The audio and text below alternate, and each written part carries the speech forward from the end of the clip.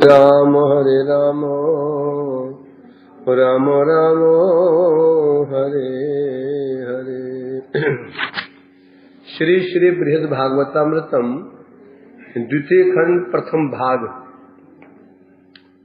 तो कल श्रवण कर रहे हैं हम लोग श्लोक नंबर 14वां और 15वां चल रहा था। तो उसे यह पता चला जो का श्रवण किया हम लोगों ने, क्या पता चला?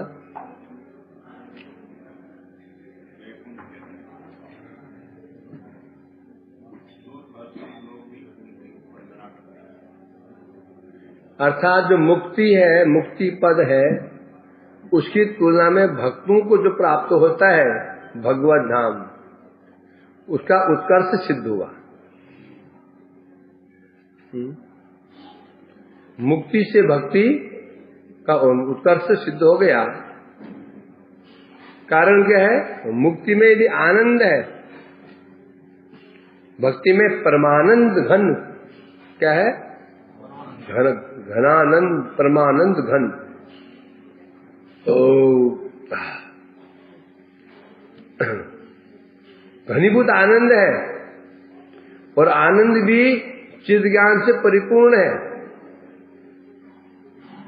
जो जड़ आनंद है ये तो जड़ी दुखी दुख है, उसके ऊपर फिर ब्रह्मानंद, मुक्ति का आनंद, उसमें जड़ीय दुख तो नहीं है, परंतु उसमें सुख भी नहीं है। बस दुख का अभाव ही आतंक दुख निवृत्ति, अर्थात अपुनर्भव जन्म न होना, दुख का अभाव ही, दुख के अभाव को ही वे लोग सुख मान लेते हैं। जड़ जगत में तो सुख है ही नहीं है, प्रत्येक सुख के पीछे दुख छिपा हुआ है। जगत सुख कैसा बता रहे हैं? विषफल के समान है। विषफल देखने में बड़ा सुंदर होता है, स्वादिष्ट भी होता है, खाओ तो मृत्यु हो जाती है।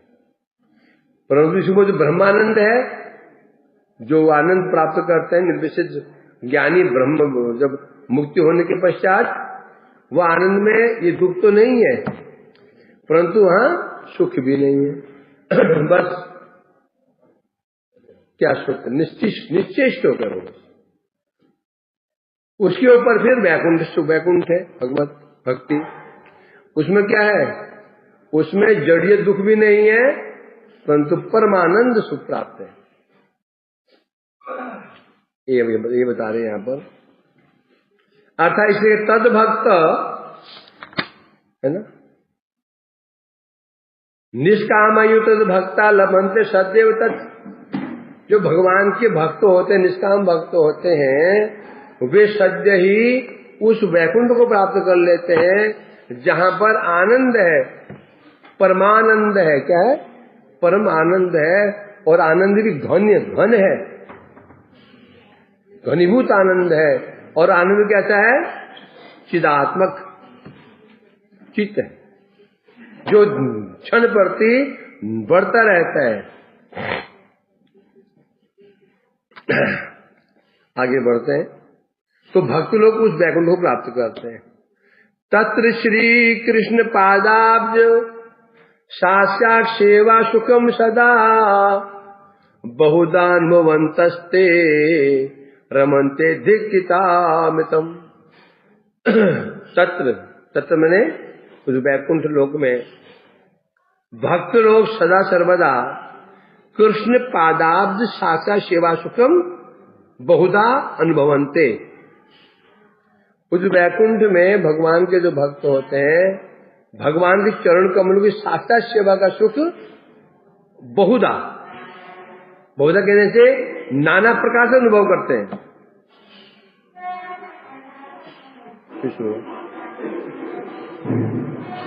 ये भी जरूरी है। तो यहां कह रहे हैं, यहां पर भगवान के चरण कमलों का साक्षात सेवा सुख कौन प्राप्त करते हैं? भक्त लोग साक्षात सेवा सुख प्राप्त करते हैं। और सुख भी कैसा है? नाम बहुधा नाना प्रकार से अनुभव करते हैं। और रमन्ते धिक्कितामितम, रमन्ते और भगवान के साथ रमण करते हैं। और फलस्वरूप धिक्किता अमृतम, धिक कृत अमृतम, अमृत मतलब मोक्ष। जो सुख वो अनुभव करते हैं, नाना प्रकार से अनुभव करते हैं, उस सुख के समक्ष वे जो मोक्ष सुख है, मुक्ति सुख है, उसको भी तुच्छ हो जाता है।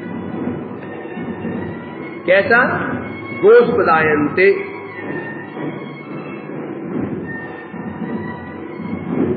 तुलना कैसे की गई है?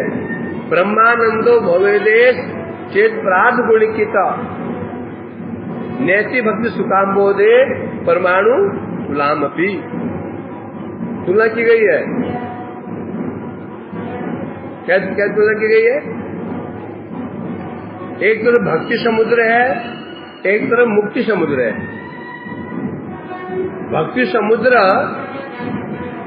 एक तराजू लिया, एक पलड़े में परार्थ गुणिकित परमानंदम, परार्थ होता है ब्रह्मा जी की आधी आयु। ब्रह्मा जी आधी आयु कितनी होती है? केवल 50 साल, केवल 50 ईयर्स। हमारी तो उससे अधिक हो गई, हमारी आयु तो उससे भी अधिक हो गई, केवल 50 साल। 50 साल होते कितने? एक दिन कितना होता है ब्रह्मा जी का?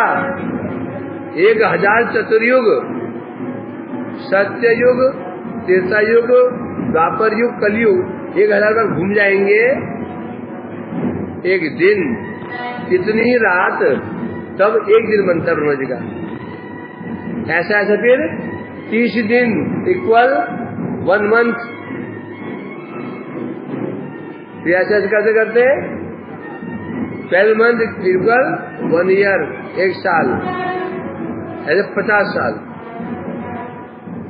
50 साल तक जो सुख भोग किया जा सकता है, ब्रह्मानंद अनुभव किया जा सकता है, मुक्ति सुख, उसको सारा एक पल्ले में रख दिया। और दूसरे पलड़े में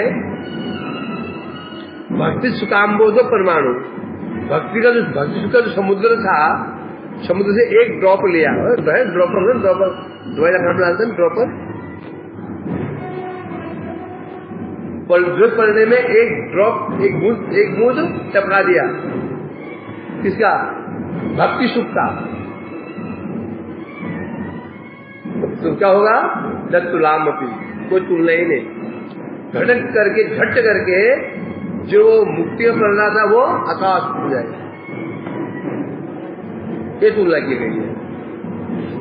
इसलिए कहा धिक्कुर्वती, क्योंकि भक्त लोग चिढ़ते हैं, भक्तों की घृणा नहीं करते हैं, इससे घृणा करते हैं। भक्त कभी किसी को घृणा करते ही नहीं है, वो एक से घृणा करते हैं। वो क्या है? मोक्ष। क्यों घृणा करते हैं? क्योंकि उसमें वो विरुद्ध भाव है, उसमें वो भक्ति विरोधी है। वैष्णव कभी किसी को निंदा नहीं करते हैं, घृणा नहीं करते हैं। पापियों से पापी हो, कोई भी हो, तो घृणा नहीं करते हैं भक्त लोग। तो मुक्ति जहाँ आती है, मुक्ति सुख, कुछ घृणा करते हैं। वो क्या बोलते हैं? कैवल्यम नरकायते। तो बोलते हैं कैवल्य, कैवल्य कैसा है? नरक के समान है, नरकायते। तो इसे कह रहे हैं यहाँ पर। हाँ, तो जो वैकुंठ का जो सुख है, जब वो भक्त लोग वैकुंठ में जाते हैं, भगवान की सेवा करते हैं, सुख अनुभव करते हैं विभिन्न प्रकार से। सुख कैसे अनुभव करते हैं? नाना प्रकार से सुख अनुभव करते हैं।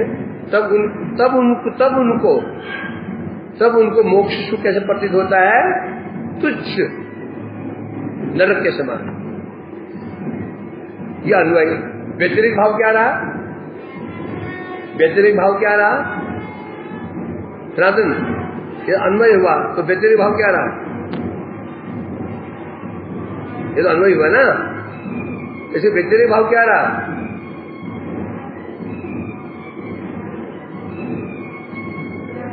अर्थात जब तक भक्ति सुख का अनुभव नहीं होगा, मुक्ति सुख की तुच्छता का अनुभव होगा ही नहीं। अशुभ एक तो चल रहा था, सुबह सुबह क्या चल रहा था? परसों समाने चल रहा है, ये सुबह ही चल रहा था ना। जब तक हमारे अंदर जगत के प्रति भोग बुद्धि है, क्या है? भोग बुद्धि है? तब तक भगवान की लीलाएं, भगवान की कथाओं में विचित्रता है, अनुभव हमको बिल्कुल नहीं होगा। जब भगवान के प्रति क्या बुद्धि है? क्षेत्रीय बुद्धि। भगवान हमारे क्षेत्रीय है, सीधी बात होती है ना। जो हमारे पूज्य होता है, हम जब प्रेम करते हैं उसी सब चीजें कैसी लगती है हमको? रुचिप्रद। जब प्रेम करते हैं वो सब चीजें कैसी लगती है हमको? उसे बोलना, पचोलना, उसे चलना, उसे फिरना, सब अच्छा लगता है, रस आता है। और जो हमारे प्रिय नहीं है, वो लाख सद्गुण हो, लाख अच्छाई हो, हम अच्छा नहीं लगता। उसी प्रकार से जब तक हमारी संसार के प्रति भोग बुद्धि है, भोग बुद्धि कहने से देहात्म बुद्धि है, भोग बुद्धि है, तब तक जगत की वस्तुएं हमको अच्छी लगेंगी, इसको श्रेष्ठ मानेंगे। जिस दिन उसको ये अनुभव हो जाएगा हमको भगवान ही मेरे पूज्य है, उनकी शिवाई मेरा धर्म है, फिर विशेष बात क्या था? विशेष बात क्या थी? ज्ञान नहीं, क्या है? भक्ति के द्वारा हृदय शुद्ध होता है, तब भगवान के माधुर्य का आस्वादन होता है। तो क्या था ये? जब चित्त शुद्ध होता है, क्या शुद्ध होता है? भक्ति से कैसे? क्या अनुभव से कैसे? बस गुरु के द्वारा उपदिष्ट ज्ञान के याद है कुछ? क्या शब्द? श्रुत। अर्थात श्रवण करके, जो गुरु मुख से वो श्रवण करता है, श्रवण करके जब फिर भक्ति करता है, चित्त शुद्ध होता है, तब उसको आस्वादन होता है, आस्वादन तब उसको होता है। इसे कहते हैं ज्ञान होना। जो उसे ज्ञान हो जाता है, ये अनुभव युक्त ज्ञान, तब जाकर के विषय से उसको वैराग्य होता है। तो यहाँ यही कह रहे हैं यहाँ पर, धिक्कृतामृतम, जब भगवान की साक्षात सेवा सुख प्राप्त करता है, वो नाना प्रकार सेवा सुख प्राप्त करता है, तब जाकर के धिक्कृत अमृतम, मुक्ति को अमृत भी कहा गया। मोह है तो मोक्ष को भी अमृत कहा गया। उस अमृत को भी धिक्कार देता है, छी करता है। परंतु ये तभी संभव है जब साक्षात सेवा सुख का अनुभव हो जाएगा। और ये कब होगा? कौन से अवस्था में होगा? ये कौन से अवस्था में था? वो प्रेम की अवस्था में। भाव से भी काम नहीं चलेगा, प्रेम अवस्था में ही साक्षात सेवा। क्यों? प्रेम भक्ति लक्षण क्या है? सतत प्रेम शौक के आस्वादन रहेगा। अभिज्ञाता किल क्लेशा सदा शिष्णा सिद्ध क्रिया सिद्धाशु सतत प्रेम शौक का आस्वादन परायण। जो होते ना भाव भक्त प्रेम भक्त लक्षण क्या है? ये लक्षण क्या लक्षण है?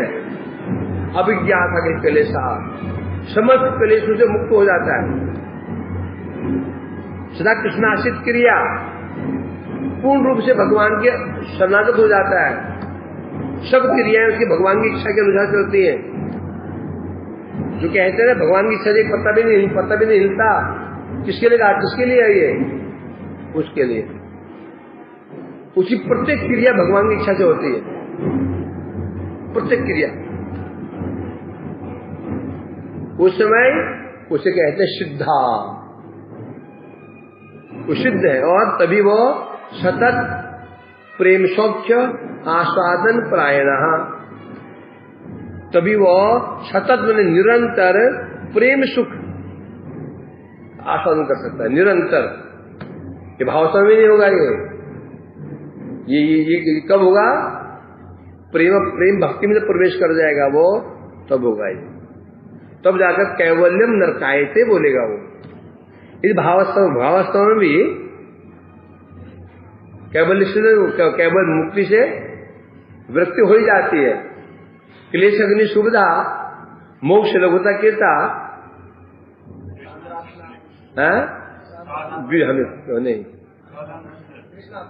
नहीं, पहला है साधन भक्ति, क्लेश अग्नि सुविधा, मोक्ष लघुता कीर्ता,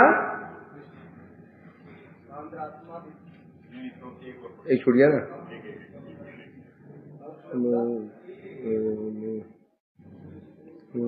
सुविधा हाँ हाँ, फिर 6 हुए, 6 है, 5 ही तो है। क्लेश अग्नि सुविधा सुदुर्लभा मोक्ष लघुता कीर्ता। साधन भक्ति के लक्षण 2, क्लेश अग्नि सुविधा, सब क्लेश नाश, प्रारब्ध कहो अप्रारब्ध कहो सब नाश, साथ ही साथ शुभदा, सब शुभ प्राप्त हो जाएंगे, है शुभ।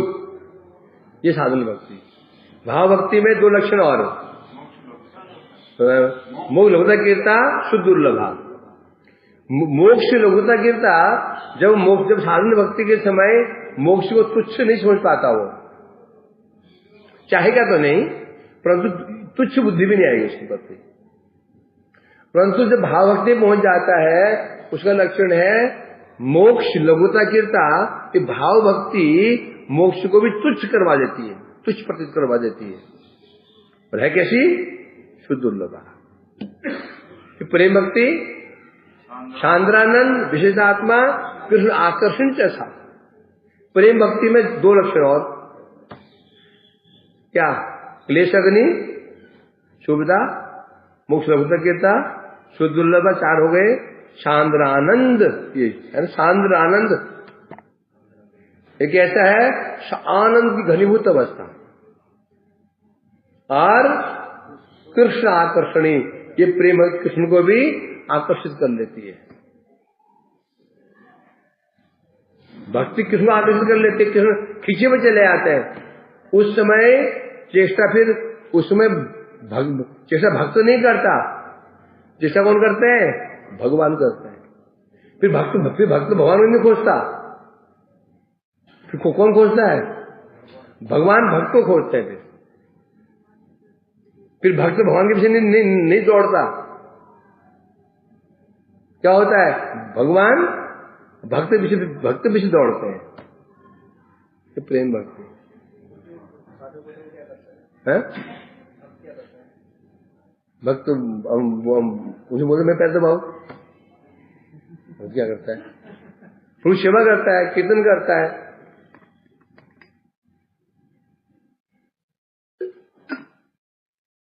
भक्त भगवान की सेवा करता है और भगवान उसी सेवा करते हैं। भक्त भगवान की सेवा करता है और भगवान भक्त की सेवा करते हैं। ये है, ये स्थिति है। तो इसलिए कहते हैं धिक्कृतामृतम। तो यहाँ क्या दिखाया जा रहा है? बैकुंठ, जो बैकुंठ में निवास कर रहे हैं, बैकुंठ प्राप्त कर चुके हैं, ऐसे भक्तों का क्या उनकी विशेषता है? ये विशेषता है। ठीक है, मैं कह रहे हैं उस बैकुंठ में कैसा घनीभूत सुख विद्यमान है? जो बैकुंठ में जो बताना सुख है, घनीभूत सुख है, आनंद सांद्र सुख है, वो कैसा वो सुख कैसा है, इसे बताने के लिए ये श्लोक कहा जा रहा है। तत्र श्री कृष्ण पादाब्ज, कहा ना पहले शुरू में क्या आया था? शांद्रानंद चिदात्मकम। निष्कामा तो ये भक्ता जो भक्त निष्काम होते हैं वैकुंठ में जाकर के शांत घनीभूत आनंद की प्राप्ति करते हैं। वो घनानंद है कैसा है? तो शांत आनंद कैसा है इसे समझाने के लिए आनंद है कैसा? आनंद है, आनंद किसमें आनंद है? भाई घर में आनंद होता है, वो घर में आनंद कहाँ होता है? आनंद घर में होता है। घर में क्या कहाँ आनंद होता है? घर में बैठ आनंद हो रहा है कि घर में दीवार से आनंद होगा? घर में आनंद हो क्या? पत्नी से आनंद, पुत्र से आनंद, माता पिता से आनंद है। घर में आनंद, गर्मी से बच रहे हैं, ठंड से बच रहे हैं, एसी का आनंद, पंखे का आनंद, सर्दियों में हीटर का आनंद, ये होता है घर में आनंद, ये तो होता है ना। अब यहां तो कह दिया, वहां पर भाई वैकुंठ में कैसा है बता रहे हैं, शांद्रान चिदात्मकम। जो वैकुंठ है वहां शांत आंध्र कैसा आनंद है? घनीभूत आनंद है। अब वो आनंद है कहां पर? कैसे आनंद है उधर? तब बता रहे हैं कैसा आनंद है। कृष्ण पादाब्ज साक्षात सेवा, भगवान की सेवा का सुख। घर में आनंद होता है, सबको होता है, तो आनंद सबको समान समान नहीं होगा ना। किसी को आनंद पत्नी से होगा, तो किसी को पुत्र से होगा, किसी को माता पिता से होगा कि नहीं? तो इसे कह रहे हैं यहां पर, तो यहां से तो यहां बताया जा रहा है। तो कह रहे हैं वो जो वैकुंठ में शांद्रा आनंद है कैसे, तब श्लोक कह रहे हैं। अर्थात वैकुंठ में रहने वाले भक्तगण बहुत प्रकार से कृष्ण चरणों की साक्षात सेवा करते हैं। साक्षात और साक्षात भगवान की सेवा सुख का अनुभव कैसे करते हैं? साक्षात रूप में भी करते हैं, असाक्षात रूप में भी करते हैं। दो रूप करते हैं। सुख कैसे प्राप्त करते हैं? भगवान की सेवा। जो सुख होता है उसका एक आधार भी तो होता है ना, है? तो वहां बड़ा सुख है, वहां का सुख क्या पेड़ में लगा हुआ है? क्या सुख पेड़ में लगा हुआ है या गड्ढे में दबा रहे खुद निकाल लोगे उसको? सुख कहां पर है? जो वस्तुएं हैं वहां की, वो वस्तुएं सुख का आश्रय है। वो वस्तु सुख का आश्रय, वो वस्तुएं हैं। तो उस आश्रय में जाएंगे तो हमको सुख प्राप्त होगा। घर में सुख होता है, सुख का आश्रय वहां कौन कौन है? पत्नी, बच्चे, माता पिता, डॉगी, कबूतर, वो पिंजरे में टूटते हैं घर, सुख पक्षी, टीवी, मोबाइल, ये सुख के आश्रय हैं। अब तुम जब आश्रय हो सुख प्राप्त होगा। ये इसी तरह घर का सुख, भाई घर में बड़ा सुख है, ये तो सुख है ना। वो क्या सुख है?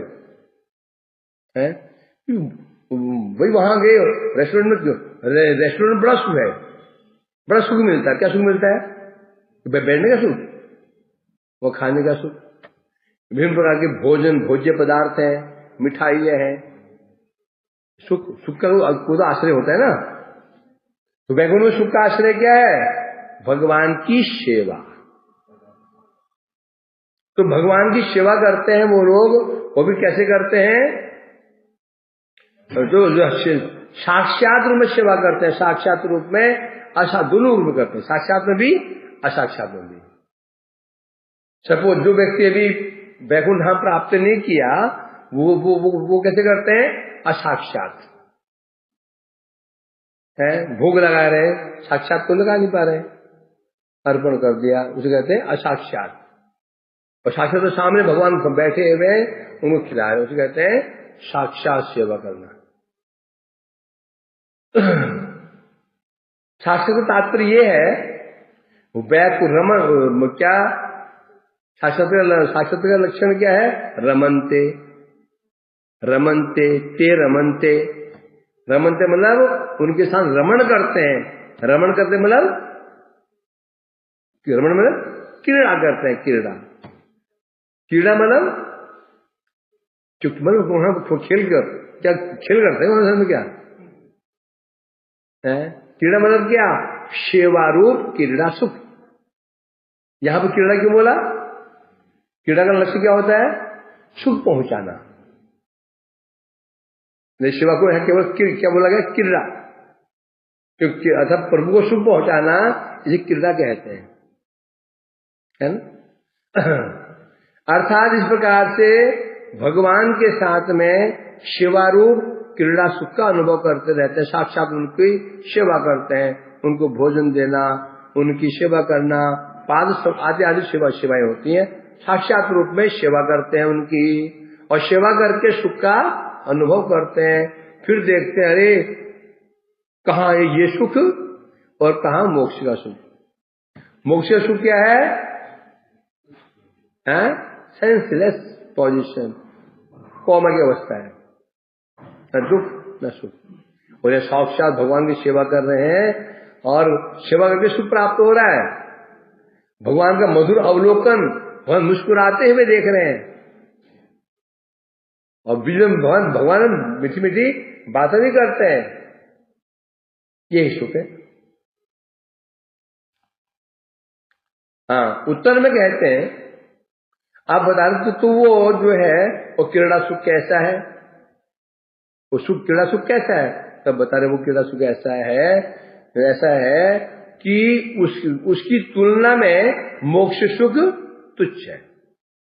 जो वैकुंठ में भक्त लोग भगवान की सेवा करते हैं, क्रीड़ा सुख शिवा सुख का अनुभव करते हैं। और शिवा सुख कैसा है? कैसा कहने से? परिमाण। कैसे कहने से कई अर्थ निकल जाते हैं। वो कैसा है? मतलब एक टाइप हो गया। दूसरा उसके गुण कैसे हैं, कैसा है ना।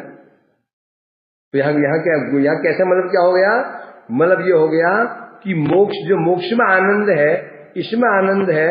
बता रहे हैं ये जो भक्ति जो शिवा सुख है, इसके आगे मोक्ष सुख अत्यंत तुच्छ बोध होता है। तुच्छ कैसे बताया अभी? भक्ति समुद्र में से एक ड्रॉप, एक बूंद केवल तराजू के एक पल्ले में रख दिया, दूसरे पढ़ने में मोक्ष सुख जो कि ब्रह्मा जी की आधी आयु तक भोग किया जा सकता है। ब्रह्मा जी आधी आयु तक लंबे समय तक कोई मोक्ष सुख भोग करता है, उस सुख को एक पल्ले में रख दिया जाए। तो क्या बता रहे? क्या बताया ऊपर? कोई तुलना ही नहीं है। अब आगे बढ़ते हैं। ज्ञान भक्ता सुतेस्वे के शुद्ध भक्ता परे अपरे, प्रेम भक्ता परे प्रेम, परा प्रेमा तुरा परे। अब जो भक्त हैं, भक्त के सब एक ही समान होते हैं, एक ही कोटि के होते हैं, या उनमें भी कोई अंतर है? तब बता रहे नहीं। उन भक्तों में कोई तो ज्ञानी भक्त हैं, कोई उनमें एक शुद्ध भक्त, उनमें कुछ शुद्ध भक्त भी हैं, परे परे उनमें कुछ है प्रेम भक्त भी है, परे प्रेम परा उनको प्रेम पर भक्त भी है, परे प्रेमातुरा उनको कोई प्रेमातुर भक्त भी है। जो भगवान भक्त होते हैं उनकी 5 कोटियां बताई गई, 5 टाइप्स बताए गए। ज्ञानी भक्त, शुद्ध भक्त, प्रेमी भक्त, प्रेम पर भक्त, प्रेमातुर भक्त, ये 5 कोटियां हैं। और ये सभी के सब शुद्ध भक्त हैं, सब शुद्ध हैं, ये सब भक्त हैं। अब इसलिए कह रहे हैं यहां पर अब 4 श्लोकों में ये बताया जा रहा है कि जो भक्त कैसे समान होते हैं, सब एक ही समान हो गए। नहीं हो गई। विविधता तो हर जगह रहेगी। उस जगह में विविधता है कि नहीं है, इसका लक्षण है इस जगत में है। जब इस जगत में विविधता है तो वहां भी मानना पड़ेगा। दर्पण में तो तुम्हारे नाक चपटी है तो मानो तुम्हारा नाक भी चपटी है। दर्पण है सीधा, दर्पण नाक चपटी दिखाई पड़ रही है तो अपनी नाक भी कैसी है, चपटी है। दर्पण के दांत टूटे हुए हैं तो तुम्हारे स्वरूप में दांत टूटे ही हुए हैं। ये जगत क्या है, वो जगत की छाया है, बिंब है। तो जो उसमें ये तो यही होगा ना, जो देखे जा रहा है विविधता है, वहां विविधता होगी। एक ही कोटि में विविधता होती है, होती कि नहीं होती है? तो यहां कह रहे हैं तो सब मान्य हो जाएंगे, वहां पर भी विविधता अवश्य माननी पड़ेगी। है जैसे बता रहे हैं ज्ञानी भक्त।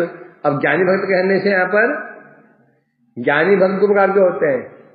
एक निर्विशेष ब्रह्म ज्ञानी जो भगवान के आकार नहीं मानते हैं, मुक्ति कामी होते हैं, यहां उनको नहीं बोला गया।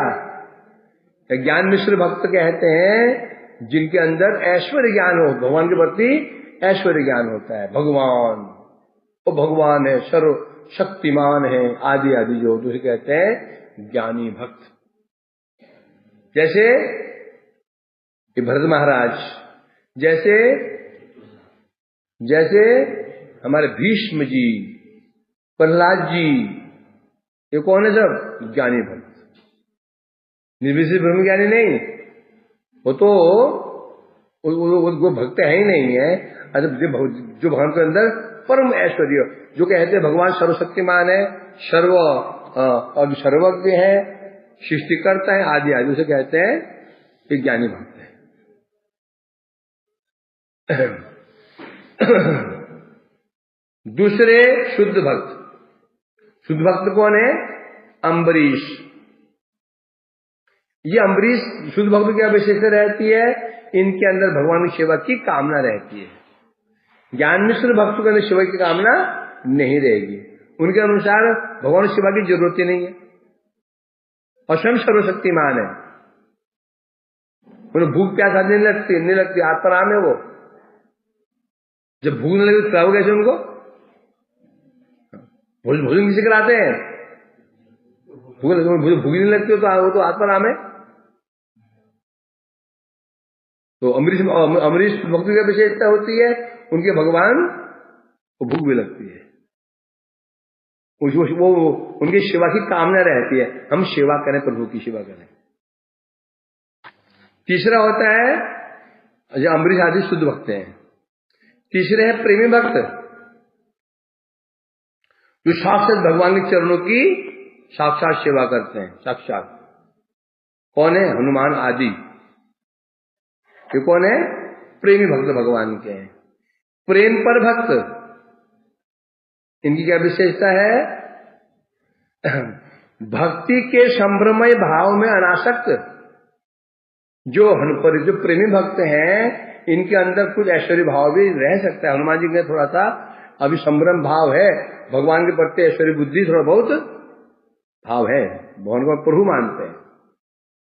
परंतु जहां पर प्रेम पर भक्त आ जाता है, यहां पर संभ्रम भाव में अनासक्ति हो जाती है। तो संभ्रम किसे कहते हैं?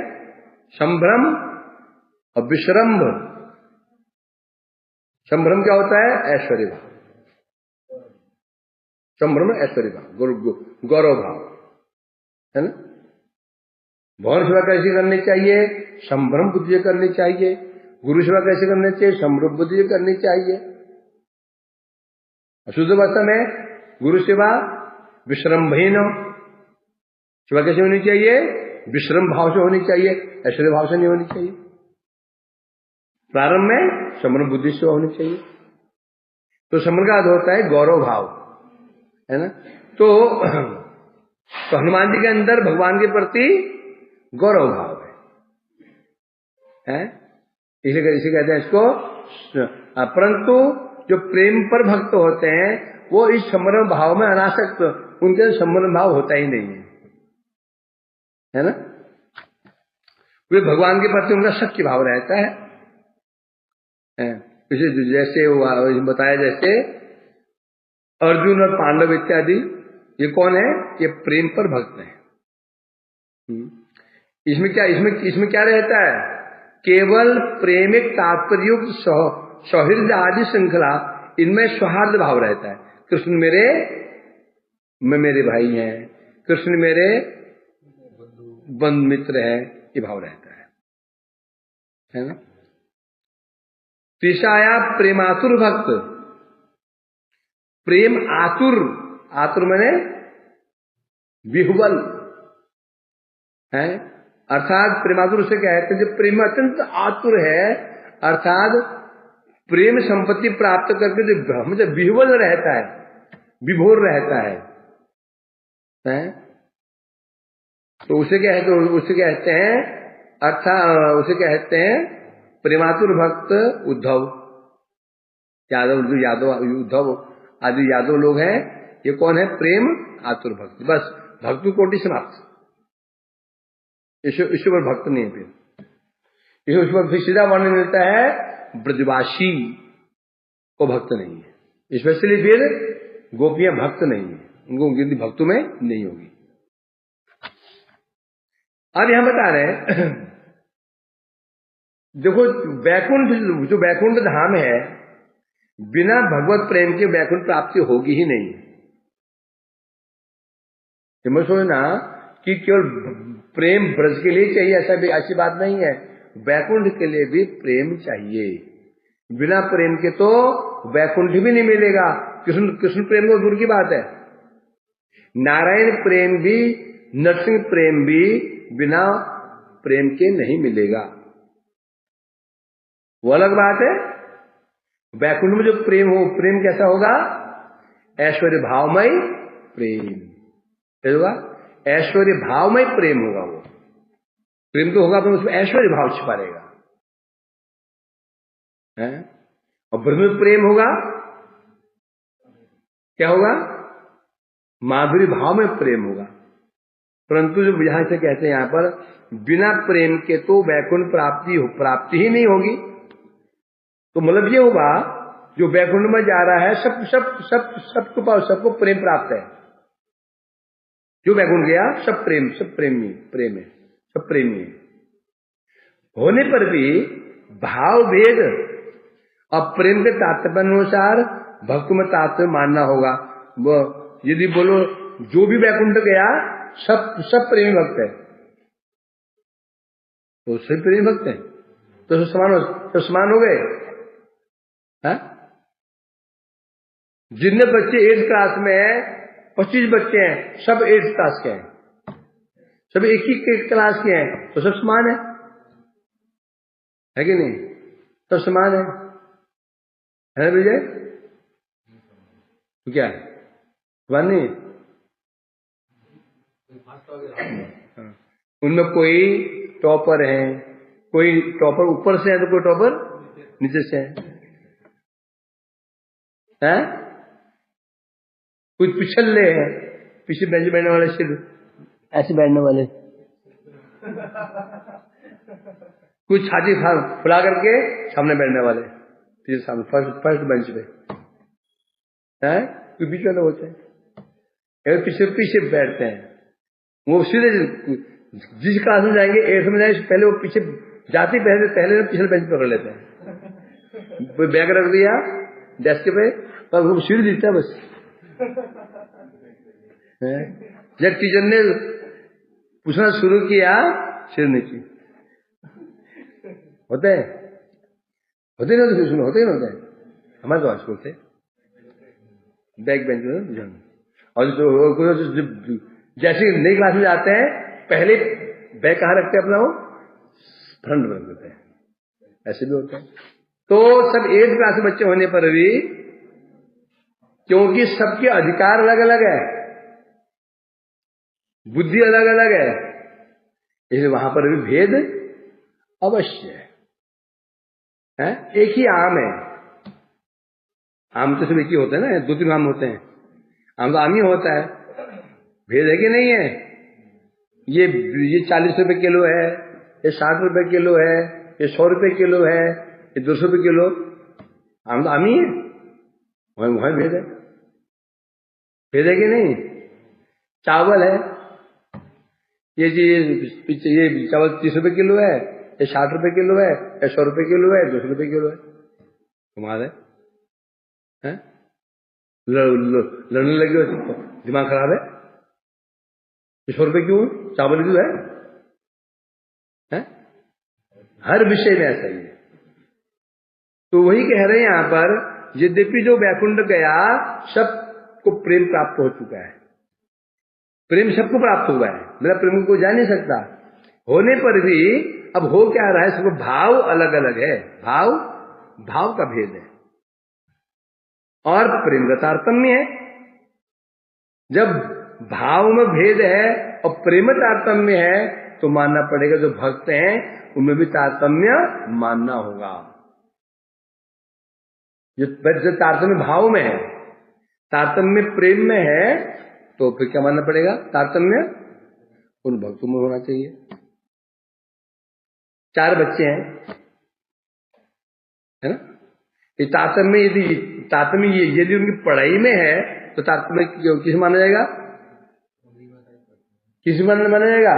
यदि उनकी इंटेलिजेंसी में तारतम्य है, 2-3 बच्चे हैं, एक कम बुद्धिमान है, एक डफर है, एक अधिक बुद्धिमान है, अधिक बुद्धिमान है। अब तीनों योग्यता समान है क्या? जो योग्यता में समानता नहीं है, तारतम्य है, तो तीनों में क्या होगा? तारतम्य। अभी जो तारतम्य क्या होता है? तर तम है, तर तम है। जैसे श्रेष्ठ सामान्य, श्रेष्ठतर, श्रेष्ठतम है कि नहीं? इसलिए तरतम, तर और तम, श्रेष्ठ मने सामान्य, श्रेष्ठ मने उससे उन्नत, और तम मने उससे भी उन्नत। युक्त, भगवान ने भक्ति बात क्या कहा था? युक्त तमो मतः, जिनमें भी योग हैं, तपस्वियो अधिक योगी, ज्ञानी भी अभी मतोधिक करीभ्यश्च अधिक योगी भगवान। बस मुंह नीचे, मुंह नीचे क्योंकि हमने पूछना है। साधन तो सुना तो क्या है? तपस्वी अधिक योगी क्या नहीं क्या था? फिर बोलता है उसमें गौड़ी श्लोक है, नए श्लोक करने का शौक है, नए श्लोक। पुराने श्लोक रिपीट में कोई मजा नहीं है, नए श्लोक से नए याद करने बस हो गया, और पुराने भूलते चले जाओ।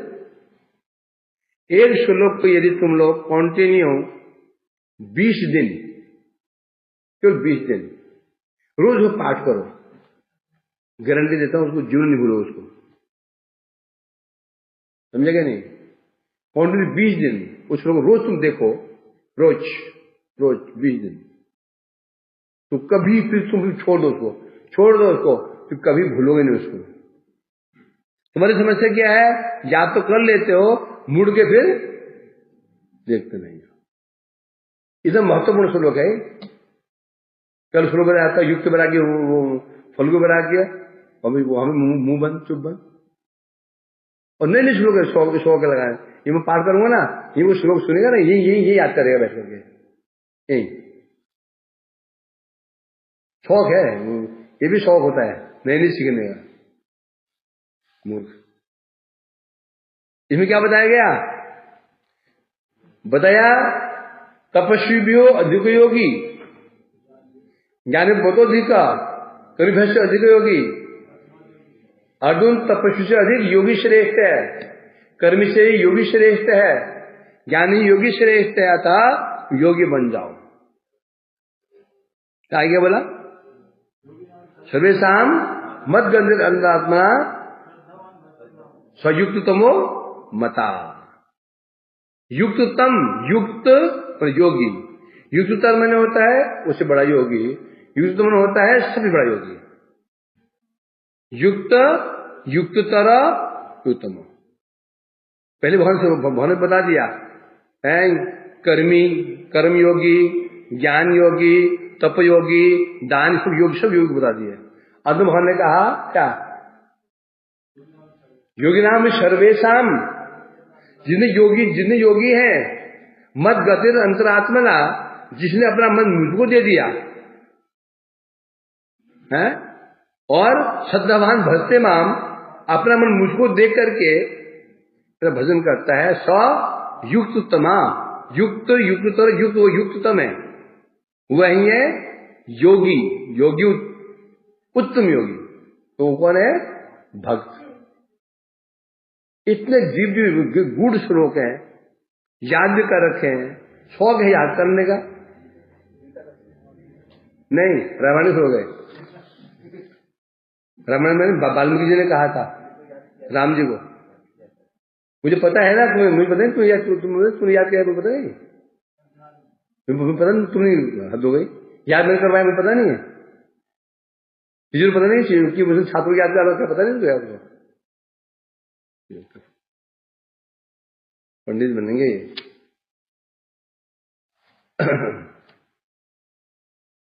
वो चक्कर पड़े, मेरी बुद्धि भी कुंठित हो रही थी, तो मेरी बुद्धि भी कुंठित हो रही, कुंठित। हाँ, ये हो रहा है, सुन क्या प्रभाव।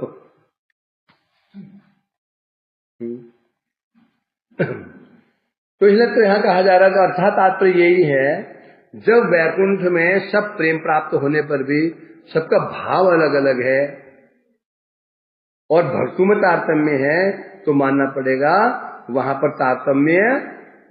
जब भाव में तारतम्य है, फल में क्या होगा? अवश्य होगा है? जब लंगड़ा आम और दशहरा आम जो अंतर है, तो फल मैंने टेस्ट अंतर होगा है? तो इन्हें कहते हैं, इसे अवश्य स्वीकार करना होगा। हम आगे बढ़े क्या? ठीक चल रहा है? अच्छा।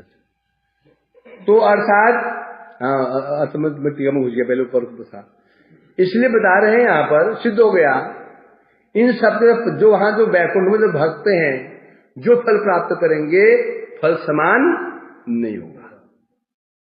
भाव अलग अलग है, भाव में तारतम्य है, तारतम्य भक्तों में होगा, भक्तों में तारतम्य तो फल भी तारतम्य होगा। दो बच्चे, 3 बच्चे हैं, ये तारतम्य योग्यता में तारतम्य है, तो उन छात्रों में तारतम्य होगा, तारतम्य उनको फल मिले, जो रिजल्ट मिलेगा तारतम्य वहां पर भी होगा। जब तारतम्य रिजल्ट में है, तो आगे जॉब में भी तारतम्य होगा।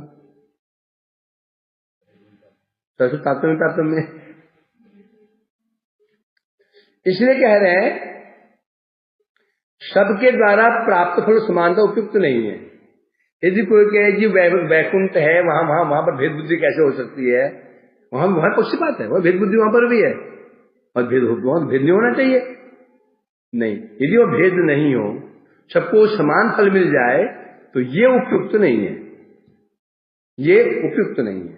तब वहां दोष जरूर आ जाएगा है? सबको समान देखो मतलब क्या? सब समान है, सब समान है क्या है?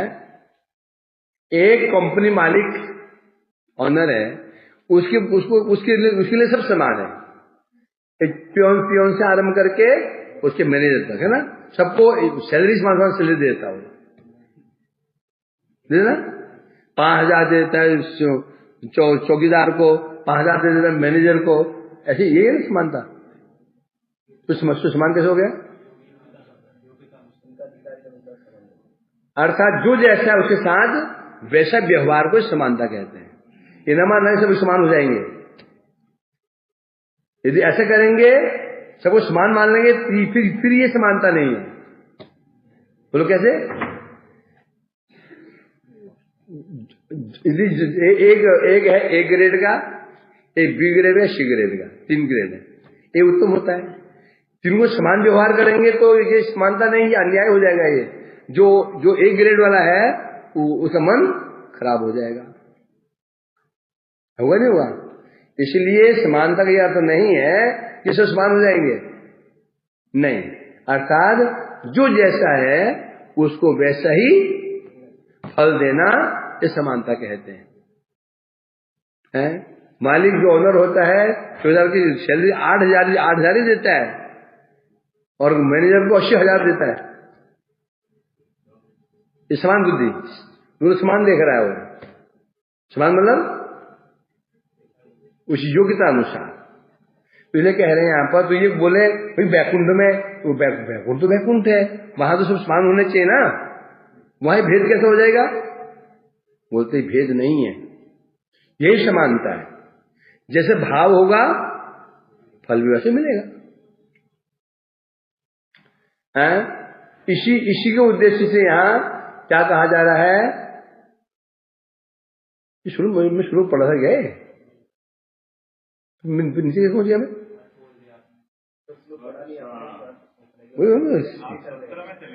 अच्छा अच्छा, 16 चल रहा था। ये शब्द में पढ़ा तो है नहीं। अच्छा अच्छा, हम आगे स्किप कर गए कोई बात नहीं। हाँ, बात यहां चल रहा था। भाव भेद, भाव के भेद में और प्रेम के तारतम्य अनुसार भक्तार्थम्य मानना होगा। यदि भाव में तारतम्य है, प्रेम में तारतम्य है, तो भक्ति में तारतम्य मानना होगा। शुद्ध भक्ति, अब शुद्ध भक्ति प्रेम भक्ति एक ही है, अलग नहीं है। स्वरूपतः शुद्ध भक्ति प्रेम भक्ति दो चीजें नहीं है, एक ही चीज है। शुद्ध भक्ति प्रेम भक्ति में अंतर क्या? नहीं, एक ही चीज है। होने पर भी अंतर भी है। क्या है?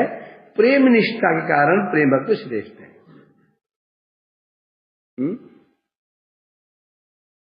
दशहरी आम और कुछ बड़ा आम कौन होता है? चूसा बड़ा होता है, श्रेष्ठ होता है कि दशहरी श्रेष्ठ होता है? हापुस बड़े होते हैं। दशहरी आम हापुस बड़ा होता है, श्रेष्ठ होता है। अच्छा, हम तो खाते हैं पर नाम पता नहीं। अब आपको नाम कुछ पता नहीं?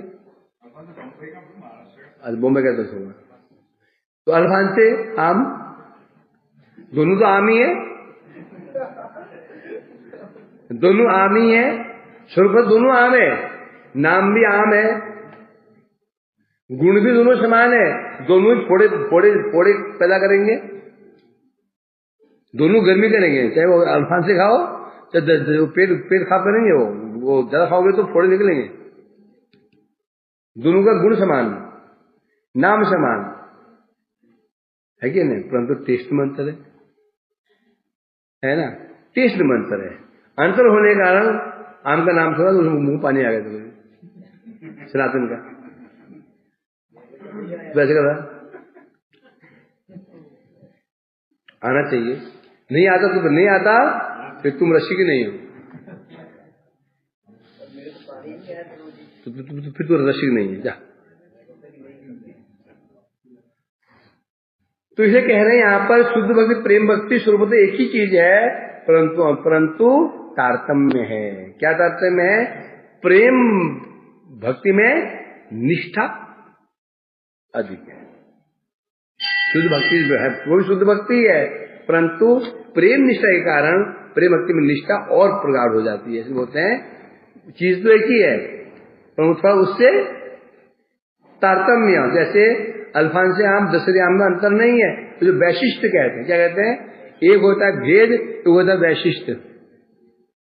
एप्पल और मैंगो में भेद है, डिफरेंस है। नाम अलग, गुण अलग, रूप अलग। तो दशहरी आम में और अल्फांसा आम में भेद नहीं है, तो वैशिष्ट कहते हैं। उसी पर शुद्ध भक्ति प्रेम भक्ति में अंतर नहीं है। वैशिष्ट प्रेम भक्ति शुद्ध भक्ति से अधिक वैशिष्ट किसमें है? प्रेम भक्ति में है। क्यों? उसमें निष्ठा प्रेम निष्ठा है ना। कर्मी पर तो हरे प्रिय व्यक्ति में ज्ञानी तभी ज्ञान में भक्ति प्रेम निष्ठा तथा। याद करते हो, पढ़ते हैं सुबह श्लोक क्या सुबह, कर्मी पर तो हरे प्रिय थे यार, ये ज्ञानी ना तभी ज्ञान विमुक्त भक्ति परमा प्रेम निष्ठा तथा।